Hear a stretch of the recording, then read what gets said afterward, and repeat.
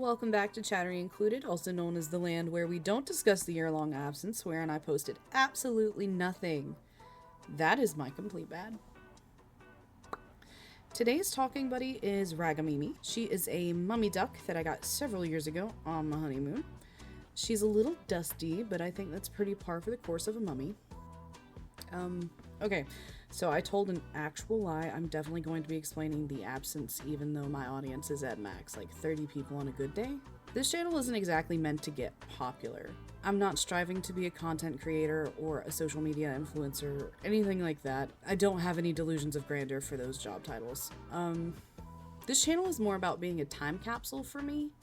I can rewatch the videos that I've made with friends, I can hear their voices and have a nice little laugh when I'm feeling down. I can look at my art and see the difference in the process, how far I've come, the growth as it comes. And that's kind of why I feel the need to explain my little hiatus. So here's the thing. At first, it wasn't meant to be a hiatus. The art going on screen is actually something I drew for the time period that actually never got posted. In fact, a few of these videos that I'm going to be posting coming up are from last year, early last year. But things happened, and better late than never, right? So I got pretty into tattooing last year. My brother had bought this tattoo gun and decided to give himself some very self-deprecating ink in a lower point in his life. Well, we were working on things, and he was not the first person to tell me to look into tattooing, but he very much seemed excited about me getting into it, so the second time I held a gun, I gave my first tattoo. Which is very unprofessional, if you don't know. I can hear tattoo artists all around the world collectively facepalming. To be fair, for a first tattoo, it's really not that bad. It was one of the Phantom Shadow from the Scooby-Doo episode A Night of Fright No Delight, because if I'm gonna be doing tattoos, I'm starting with things that I'm comfortable with. I got kind of confident after that. A couple of people who saw it were like, no, that was your first tattoo? That's really good for her first time. And it felt like that Dan Cummins bit where he's talking about how people kept telling his daughter her scribbles could go in an art gallery and he's just staring like, that's not gonna make the fridge. It really bolstered my confidence. At this point, I should say I didn't expect to enjoy tattooing. I've been told by various people since I was much younger that I should practice tattooing because they thought I'd be good at it. Pretty sure they just wanted free ink, but in the past I'd always said no. I don't love the idea of fucking up and there not being an eraser or an easy fix, and then it's on someone's skin forever unless they opt for laser removal. I have a tattoo.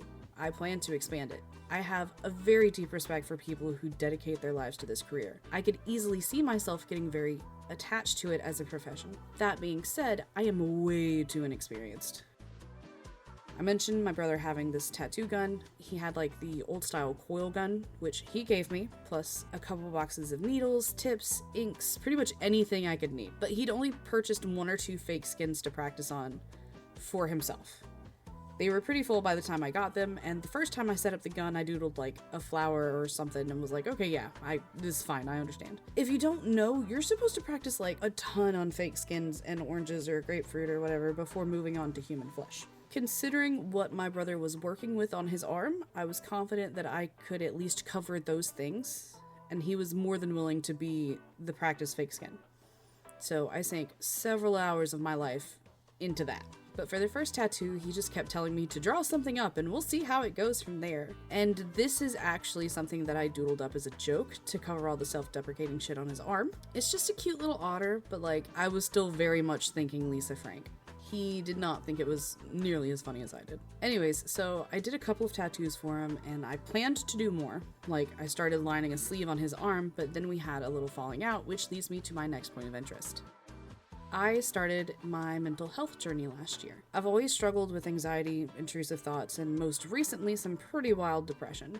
So I decided to finally talk to my doctor about that, and she prescribed me some good old-fashioned therapy. So I went to my first therapist, which was underwhelming at best. It was actually really disappointing. My appointments were scheduled an hour outside of my town. They were only ever 30 minutes long, and my doctor didn't really seem to care about me as a person, if that makes sense.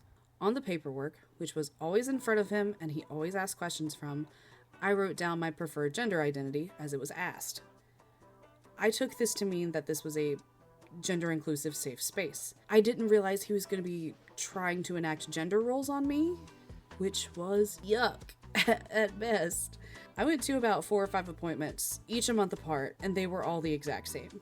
He was actually pretty against medicine, and he explained his point of view, and I understood, but he also seemed grossly convinced that sunlight and sex somehow would fix all of my problem. And I say this because he would spend full minutes asking about my personal intimate life. I think he kept trying to delve deeper because I kept it extremely intentionally vague due to the fact that it was none of his goddamn business. Anyways, I knew it was a problem when every appointment was literally the same. We had the same conversation at least 4 times, and I would bring things up, expecting him to remember it or to have made a note, but it was like he couldn't be bothered to do that last appointment, and he was reacting like this was the first time he was hearing these things. Which I get that he is probably very busy. He probably sees a lot of people with much more serious conditions. The world doesn't revolve around me and my problems, but there's only so many times I can explain that the town I live in has literally nothing but fast food joints in the entertainment department. He was also, on top of all the other things, very clear in that he thought my weight contributed to the issue, but the joke is on you, Doc. I'm gonna hate my body regardless of the weight. But that is a chat for a different day. He kept telling me to eat healthier, and I told him that I was eating at home, healthier options, lots of fruits and veggies. But he just kept hammering away to stay away from fast food and find things to do, especially with my family, to promote activity. And when I tell you my town has literally nothing to do, our one source of entertainment that wasn't a food joint closed down last year. It was a movie theater. We have one restaurant with a playground, spoiler, it's a Burger King, and precisely 0 other things to do. No bowling alleys, no skating rink, no arcade, no paint and sip, nothing. There just is no fun to be had here unless you make it for yourself. Like, I don't even think we have a public park with like playground equipment. Anyways, so I went back to my primary doctor and she asked me how the meds were treating me, how therapy was going, and I politely told her that if she valued any of her patients, she wouldn't refer them to this man. I had actually gotten a recommendation from a friend about a place a little closer that was doing really good things for her, so I asked to be referred there. Now, with this therapist, she booked me for an hour for the first appointment. She was a one-woman audience to my comedy of errors, and she did not laugh the way that I thought she would. She actually stared at me super hard and was like, "Is this your first time in therapy?" And then I had to go into the ordeal of my previous therapist, which she was like, "Okay, let me play devil's advocate. As a therapist, there's only so much we can do with the information that you give us." And I had to be like, "Look, Docette, I'll be honest, I've managed to tell you more in 20 minutes than he ever let me get a word in, just because you asked what brings me in." She was rather aghast that he just kind of never asked what brought me in. He just looked at the paperwork and saw the word depression and kind of thought he knew the whole situation from there, and that was really infuriating for me, honestly. All this to say, Docette and I vibe. She is genuinely seeking out the problems in my anxiety and depression and has tried to help me navigate. She's helped me work through misplaced emotions I didn't realize I had and some weird shit from my childhood. She's got me in every 2 weeks, if not weekly. She's really trying to make me work on my self-worth and self-image, but I'm like, can we do that a little slower? I'm not ready for all that. But therapy is something you have to get ready for, right? Talking about all the things that plague you and keep you up at night can leave you feeling stripped bare and vulnerable in a way that you don't fully understand until you do it. Anyways, all of that to say, I am a much more take no shit, maybe do a little bit of harm if it's warranted bancha. So when my brother thought he could do some messed up stuff, I said no, and I've stuck to my guns on this one. I'm not going to be disrespected like that, and he can look at the outlined sleeve on his arm and learn from his mistakes like I'm having to learn from mine. And to anyone hearing this and thinking I'm like being mean to an 18-year-old or whatever, this man is older than me. I shouldn't have to teach him human decency, and he can't blame childhood or whatever because he's done being raised. These is grown-up times now, partner. Back in August, we changed houses. We moved, so that's also in there. Come Christmas, I was gifted 2, count 'em 2, new mics for my little YouTube adventures, and that really just spurred me into finding my love for my hobbies again. So if you find there's an upgrade in the audio quality, that would be why. I'm starting pretty simple and slow, but I want to build back up to where I was before the break. New Year's resolution is to get the channel up to 100 videos. And wow, I talked very little about the actual art on screen. That is also my bad. Next time, hopefully more art and less update.